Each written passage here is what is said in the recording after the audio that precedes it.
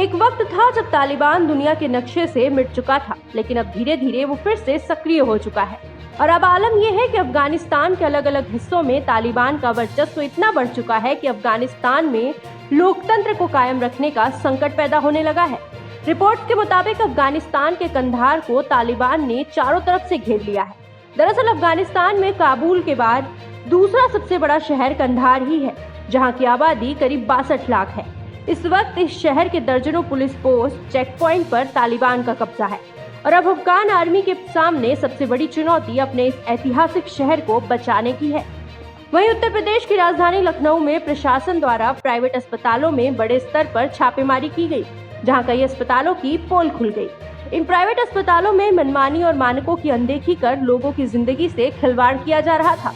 दरअसल लखनऊ जिला प्रशासन ने एक साथ 45 निजी अस्पतालों पर छापेमारी की थी, जिसमें इलाज के नाम पर लोगों की जिंदगी से हो रहे खिलवाड़ की सच्चाई सामने आ गई। किसी अस्पताल में जांच टीम को डॉक्टर नहीं मिले तो किसी अस्पताल के ऑपरेशन थिएटर में दवा की जगह बियर की बोतलें मिली हैं। और हैरानी इस बात की है कि ज्यादातर अस्पताल बिना रजिस्ट्रेशन के ही चल रहे थे।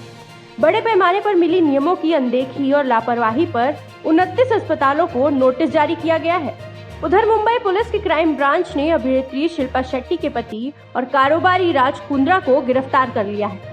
कुंद्रा के खिलाफ इसी साल फरवरी में पोर्नोग्राफिक कंटेंट बनाने की और उसे ऐप के जरिए लोगों को भेजने के मामले में केस दर्ज किया गया था।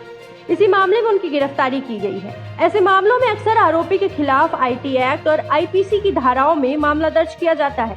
अगर अदालत आरोपी को दोषी करार देती है तो राज कुंद्रा की मुश्किलें बढ़ सकती हैं और उन्हें कई साल जेल में रहना पड़ सकता है। पेगासस के जरिए जासूसी की पहली रिपोर्ट में हुआ बवाल अभी थमा ही नहीं था कि अब दूसरी रिपोर्ट और हंगामा लेकर आई है, जिसमें कांग्रेस सांसद राहुल गांधी के कम से कम 2 मोबाइल फोन को भी टैप करने की बात कही गई है। इस बात का दावा द वायर ने अपनी नई रिपोर्ट में किया है। द वायर ने अपनी रिपोर्ट में बताया है कि राहुल गांधी के 2 मोबाइल फोन समेत 300 भारतीयों के नंबर एनएसओ की लिस्ट में थे। एनएसओ इजराइल की वही कंपनी है जो पेगासस सॉफ्टवेयर बनाती है। देश में कोरोना महामारी की दूसरी लहर अभी थमी नहीं है। तीसरी लहर की आशंका के बीच केरल, महाराष्ट्र और उड़ीसा समेत कई राज्यों में तेजी से मामले बढ़ रहे हैं। हालांकि राहत की बात यह है कि कई दिनों बाद आज देश में संक्रमण के दैनिक मामलों और कोविड से मरने वालों की संख्या में कमी दर्ज की गई है। देश में पिछले 24 घंटे में 30,093 मामले मिले हैं और 374 लोगों की जान चली गई है।